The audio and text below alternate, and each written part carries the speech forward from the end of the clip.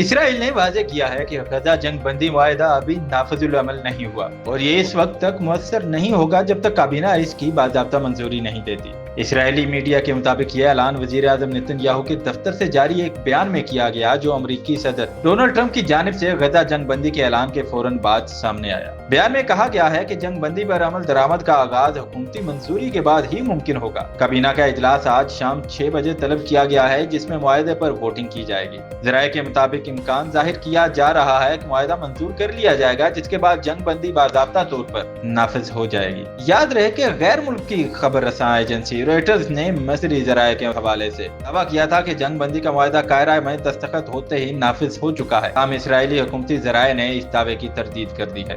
ذرائع کے مطابق مصر میں دستخط ہونے والے معاہدے کے تحت جنگ چند روز کے لیے روکی جائے گی، امدادی سامان کو غزہ میں داخل ہونے دیا جائے گا اور یرغمالیوں کی رہائی کے عمل کو ممکن بنایا جائے گا۔ اب تمام نگاہیں اسرائیلی کابینہ کے فیصلے پر مرکوز ہیں جس کے بعد غزہ میں جاری خون ریز جنگ کے رکنے یا دوبارہ بھڑکنے کا فیصلہ ہوگا۔